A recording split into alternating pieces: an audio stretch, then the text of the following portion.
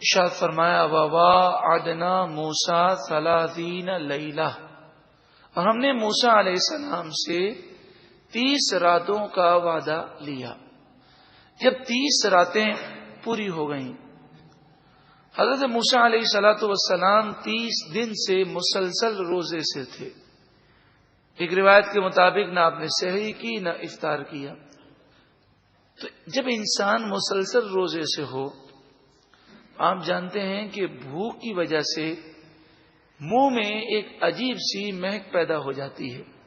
ایک تو منہ میں بدبو ہوتی ہے جو منہ میں خرابی کی وجہ سے ہوتی ہے، یہاں وہ بدبو مراد نہیں ہے، خالی پیٹ ہونے کی وجہ سے اور بھوکا ہونے کی وجہ سے منہ کے اندر ایک مہک پیدا ہوتی ہے۔ تو آپ اللہ کی جناب میں ہم کلام ہونے کے لیے آگے بڑھنے لگے تو آپ نے محسوس کیا کہ میرے منہ میں وہ مہک آ رہی ہے۔ تو اچھی طرح آپ نے اپنے دانتوں کو صاف کیا اور پھر اللہ کی بارگاہ میں حاضر ہوئے۔ تو اللہ تبارک و تعالی نے فرمایا یہ آپ نے کیا کیا؟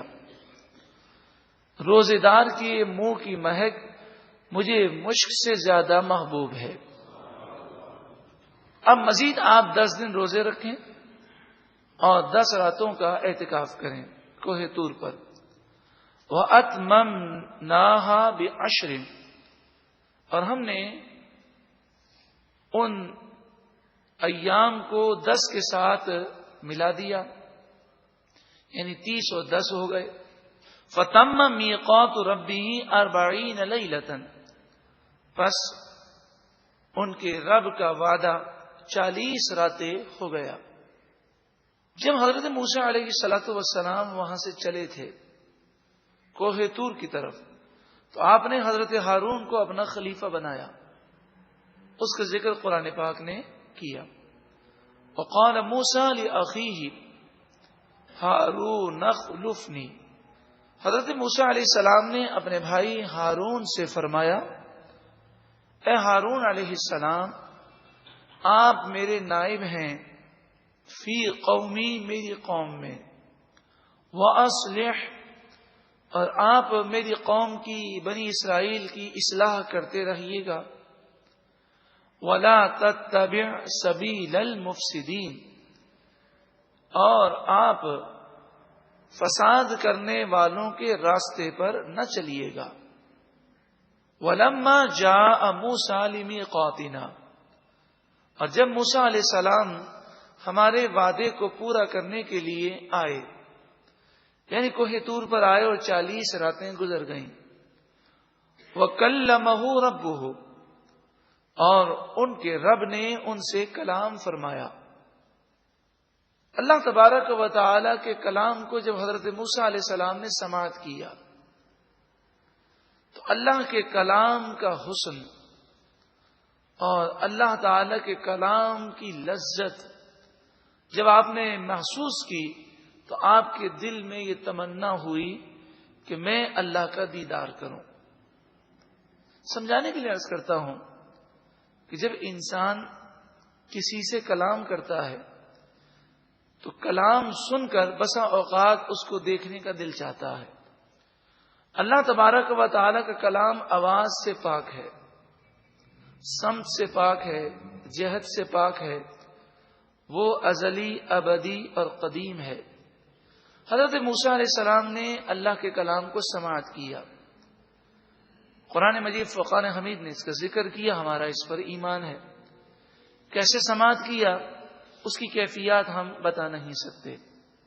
ہاں، مفسرین نے اتنا لکھا کہ ہم جب کوئی کلام سماعت کرتے ہیں تو اپنے کانوں سے سماعت کرتے ہیں۔ کان کے اندر اللہ تعالی نے طاقت پیدا کی ہے کہ وہ کلام کو سماعت کرتا ہے۔ آنکھ میں اللہ تعالیٰ نے دیکھنے کی طاقت پیدا کی ہے، لیکن حضرت موسیٰ علیہ السلام کے جسم کے ہر عضو اور ہر بال نے اور ہر رونگٹے نے اللہ کے کلام کو سماعت کیا۔ یعنی آپ کے جسم کا ایک ایک بال یہ وہ حیثیت اختیار کر گیا جو ہماری کان کی حیثیت ہے۔ تو آپ کے دل میں اللہ کا دیدار کرنے کی تمنا ہوئی۔ قال ربی، عرض کی اے میرے رب ارنی تو دکھا مجھے انظر الیکا جلوہ دکھا تاکہ میں تیری طرف دیکھوں اور تیرا دیدار کروں. قال اللہ تعالی نے فرمایا لن ترانی آپ ہرگز مجھے نہیں دیکھ سکتے ولکن انظر الی الجبل ہاں لیکن آپ اس پہاڑ کی طرف نظر کیجئے میں اپنے دیدار کی ایک تجلی اس پہاڑ پر ڈالتا ہوں. فَإِنِ اسْتَقَرَّ مَكَانَهُ پھر اگر وہ پہاڑ اپنی جگہ کھڑا رہ جائے فَسَوْفَ تَرَانِي پس ان قریب آپ مجھے دیکھ لیں گے. فَلَمَّا تَجَلَّى رَبُّهُ لِلْجَبَلِ پھر جب ان کے رب نے پہاڑ کے لیے ایک تجلی فرمائی جعلہ دکا تو اس پہاڑ کو اس تجلی نے ریزہ ریزہ کر دیا. وخر موسیٰ صعقا موسیٰ علیہ السلام بے ہوش ہو کر گر گئے. فلما افاقا پھر جب آپ ہوش میں آئے قال عرض کی سبحانک اے پروردگار تجھے پاکی ہے تبت الیک میں تیری طرف رجوع لایا وانا اول المؤمنین اور میں سب سے پہلے ایمان لانے والا ہوں. سب سے پہلے ایمان لانے والا ہوں اس سے مراد یہ ہے کہ انبیاء علیہم الصلاۃ والسلام کے ایمان اپنی امت سے مقدم ہوتے ہیں. محترم پیارے بھائیوں قرآن مجید فرقان حمید کا ترجمہ انتہائی واضح ہے کہ حضرت موسیٰ علیہ الصلاۃ والسلام کے لیے یہ نہیں فرمایا کہ کوئی بھی میرا دیدار نہیں کر سکتا بلکہ اللہ تعالیٰ نے فرمایا آپ نہیں دیکھ سکتے.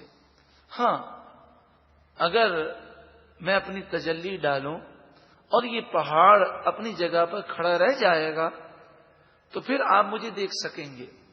یعنی دیدار الہی ناممکن نہیں ہے مگر اس دنیا کی چیزوں میں طاقت نہیں کہ وہ اللہ کی تجلی کو برداشت کر سکیں. تو جس پہاڑ پر آپ تھے جب تجلی ہوئی تو وہ پہاڑ جب پھٹ گیا اور ریزہ ریزہ ہو گیا تو دنیا کی کوئی ایسی چیز نہ تھی جس پر کھڑے رہ کر حضرت موسیٰ علیہ السلام اللہ کا دیدار کر سکیں. دنیا کی چیزوں میں وہ طاقت نہیں. ان آیات سے واضح طور پہ معلوم ہوا کہ اللہ کا دیدار ناممکنات میں سے نہیں ہے.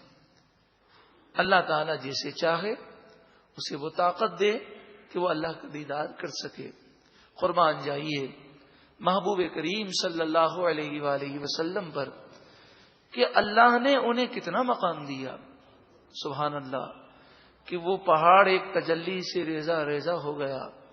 موسیٰ علیہ السلام بے ہوش ہو گئے اور شب معراج میرے آقا صلی اللہ علیہ وسلم نے اللہ کا دیدار کیا اور جاگتی آنکھوں سے اللہ کا دیدار کیا. لیکن سوال یہ ہے کہ دیدار کے لیے دائیں بائیں آگے پیچھے ہونے سے اللہ تعالیٰ پاک ہے, سمت اور جگہ سے پاک ہے, جسم سے پاک ہے.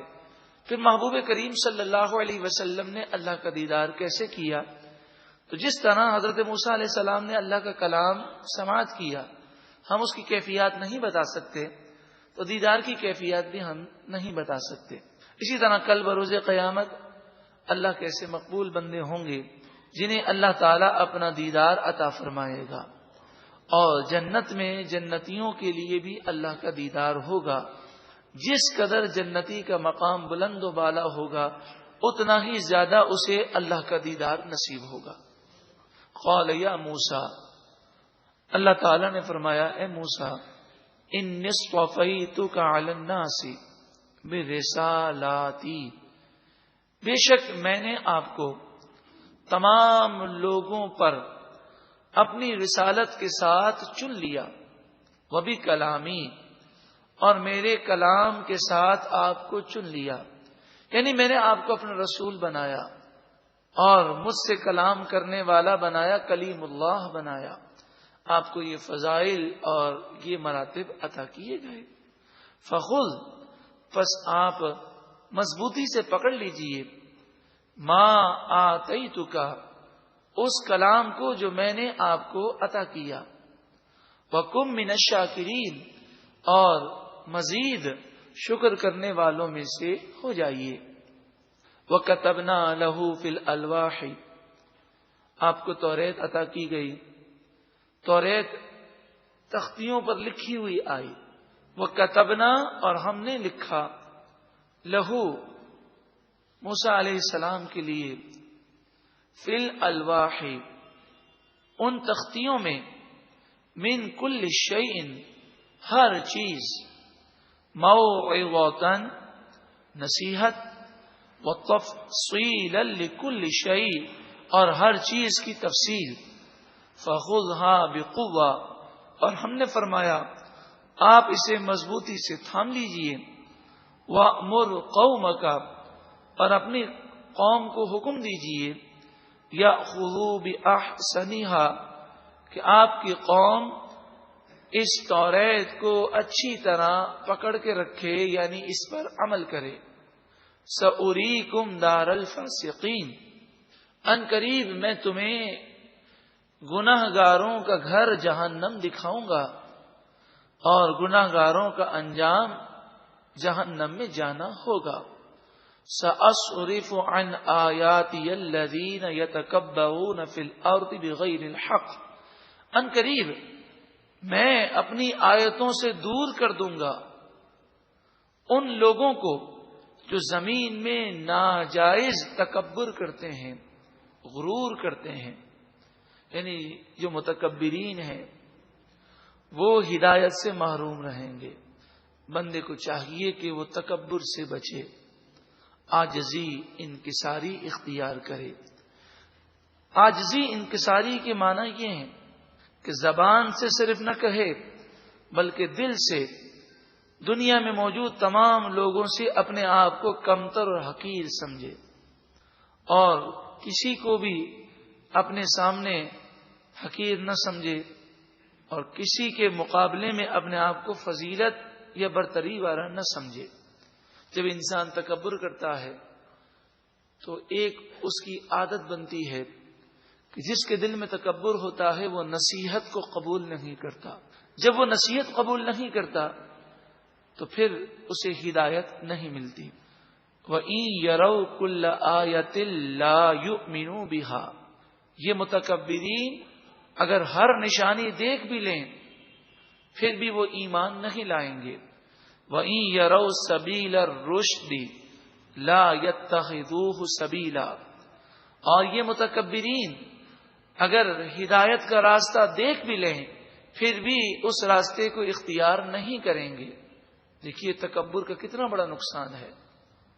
یقیناً یہ بہت ہی بری عادت ہے کہ جب کوئی کسی کو نصیحت کرے تو وہ اس کی نصیحت پہ غور نہ کرے بلکہ اسے اپنی انانیت کا مسئلہ بنا لے. ہمیں یہ نہیں دیکھنا چاہیے کہ نصیحت کرنے والا کون ہے، ہمیں یہ نہیں دیکھنا چاہیے کہ اس کا انداز کیا ہے. ہمیں یہ دیکھنا چاہیے کہ اگر نصیحت قرآن و حدیث کے مطابق ہے اور ہماری کسی غلطی کی وہ اصلاح کر رہا ہے تو ہمیں اس غلطی کو دور کرنے کی کوشش کرنی چاہیے. عاجزی کرنے والا کامیاب رہتا ہے. من تواضع للہ فقد رفعہ اللہ، حدیث پاک میں فرمایا کہ جو اللہ کے لیے عاجزی کرتا ہے اللہ تعالیٰ اسے بلندی عطا فرماتا ہے. وَإِن يَرَوْا سَبِيلَ الْغَيِّ يَتَّخِذُوهُ سَبِيلًا، اور اگر وہ گمراہی کا راستہ دیکھتے ہیں تو اس راستے کو اختیار کرتے ہیں. یہ تکبر کرنے والوں نافرمانوں کا انداز ہے. ذَلِكَ بِأَنَّهُمْ كَذَّبُوا بِآيَاتِنَا، یہ اس وجہ سے کہ انہوں نے ہماری آیتوں کو جھٹلایا. وَكَانُوا عَنْهَا غَافِلِينَ، اور وہ ہماری آیتوں سے غافل تھے.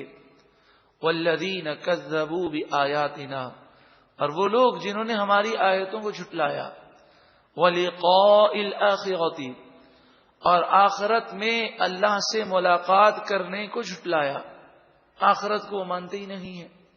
حبطت اعمالهم، ان کے اعمال برباد ہو گئے۔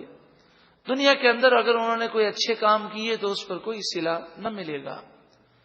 هل یجزون الا ما كانوا يعملون، جو وہ برے کام کیا کرتے تھے اسی کا بدلہ انہیں دیا جائے گا۔ 7واں رکوع مکمل ہوا، اس میں جہاں ہمیں حضرت موسیٰ علیہ الصلوۃ والسلام کے واقعے سے نبی اکرم صلی اللہ علیہ وآلہ وسلم کی شان معلوم ہوئی، وہاں یہ بھی معلوم ہوا کہ توریت نازل ہوئی، توریت سے فیض لینے والے بھی تھے اور توریت سے فیض نہ لینے والے بھی تھے۔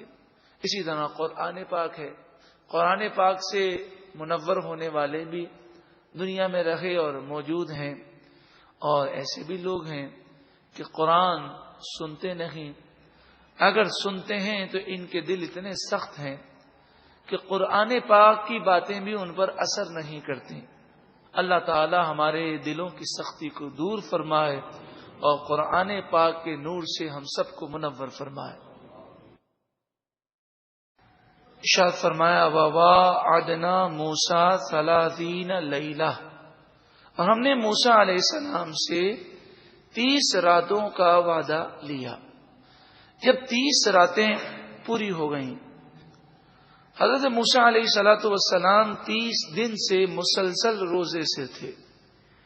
ایک روایت کے مطابق نہ اپنے